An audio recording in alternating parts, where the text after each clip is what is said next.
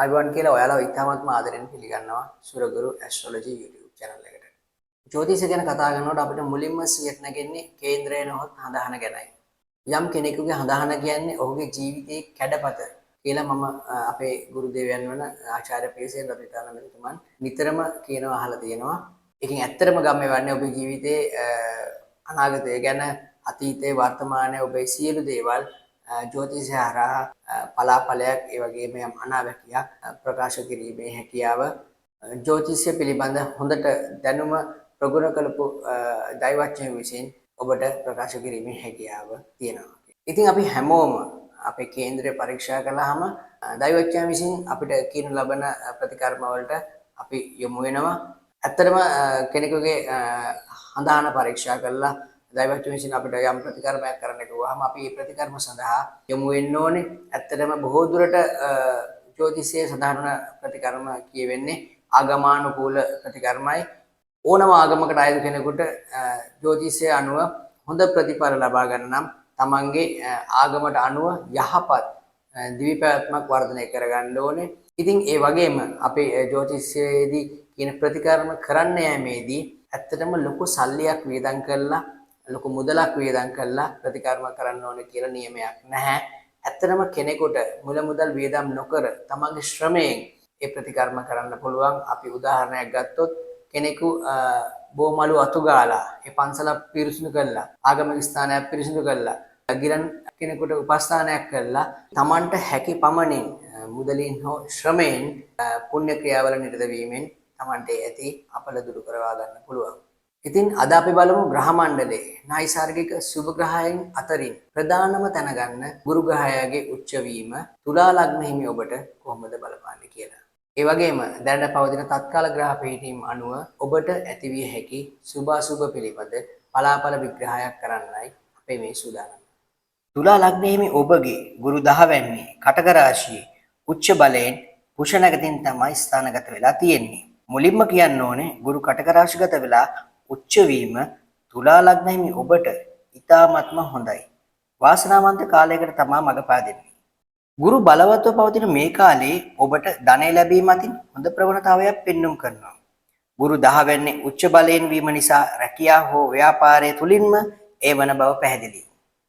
ලග්නාධිපති සිකුරු පුෂ නැකතේ 10 වෙන්නේ ගෝචරයේ මත රැකියාව හෝ ව්‍යාපාරයේ තුල යම් කිසි පසුබෑමක් ඇතිවත් ලග්නයට යෝගකාරක ශනික නැකතක සිකුරු ගමන් කිරීම ඔබ නොසිතන ලාභයක් ඇතිවීමේ ප්‍රවණතාවයක් පවතිනවා.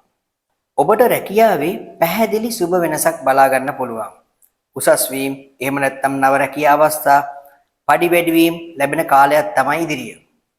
ඒ වගේම ඔබ ව්‍යාපාර කරන කෙනෙක් නම් ව්‍යාපාරයේ දියුණුව ඒකාන්තයෙන්ම සිදු වෙනවා ඇති. පාඩුවට තිබුණු ව්‍යාපාර ලාභ ලබන තත්ත්වයටපත් වෙනවා.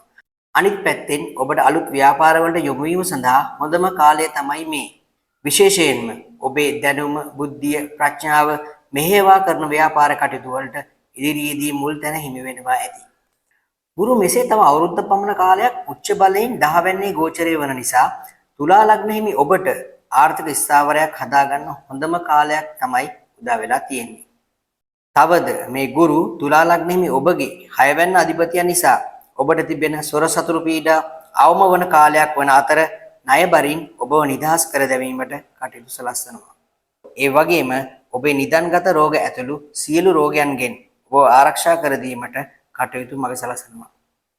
තුලා ලග්න හිමි ඔබගේ 2 7 අධිපති කුජ ග්‍රහයා ගෝචරයෙන් 7 වෙනි භාවයේ සිට 8 වෙනි භාවයට 2026 6:20 දින රාත්‍රී 11:59ට සංක්‍රමණය වීමත් සමග ඔබට රුධිරය හා සම්බන්ධ රෝග පැන නැගිය හැකි සම්භාවිතාවය ඉහළ යනවා. මන්ද කුජය anu ලේ ධාතුවට කාරග්‍රාහ්‍ය වීමයි. එම නිසා රුධිර පරීක්ෂාවක් කරගන්නේ නම් හෝ රුධිර පීඩනය පරීක්ෂා කරගන්නේ නම් ඉතාමත්ම හොඳයි.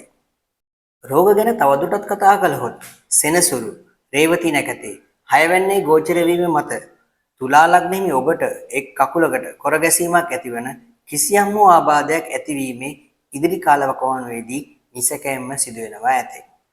තවද කුජ 8 වෙන්නේ ගෝචර වීම මත වාහනවල ගමන් බිමන් යාමේදී සහ වාහන පැදවීමේදී අඩුම ගානේ මාසයක් පමණ යනතුරුවත් ඔබ ආරක්ෂාකාරී විය යුතුයි.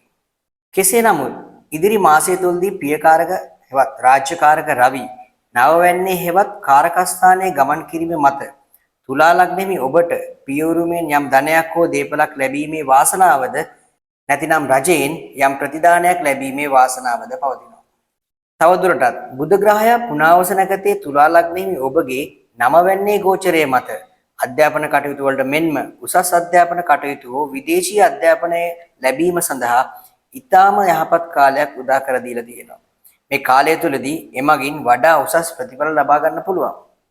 දැන් අපි බලමු ආරුණ ලග්නයේ මුල් කරගෙන තත්කාල කේන්ද්‍රයට අනුව ඉදිරි සතියට බලපාන පලාපල විග්‍රහයක්. ඔබට මේ දිනවල ඔබගේ තැන්පත් ධනය හෝ ගේ දොර ඉඩකඩම් පිළිබඳ ගැටලුකාරී සතුරු ස්වභාවයක් පෙන්눔 කළත් ඒවා ඔබට වාසිදායක අයුරින් විසඳා ගැනීමේ යහපත් බලාපොරොත්තු තබා ගන්න පුළුවන්. නමුත් ඔබ මෙතෙක් කරගෙන යම් වැඩක් අතරමඟ නවතා දැමීමට හෝ කරගෙන ව්‍යාපාරයක් නවතා දැමීමට මේ දිනවල සිදු වෙන්න පුළුවන්.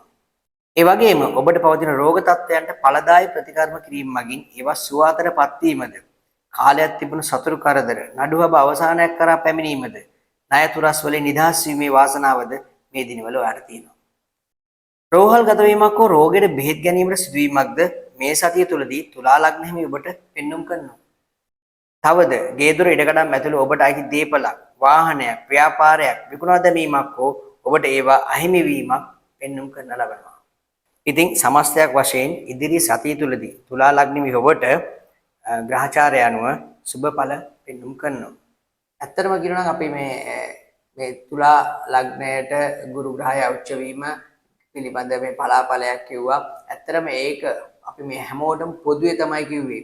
ඉතින් කෙනෙකුගේ යන දශාව අනුව කෙනෙකුගේ ග්‍රහ පිහිටීම අනුව මේ පලාපලයන් යම් තරමක් දුරට වෙනස් වෙනවා.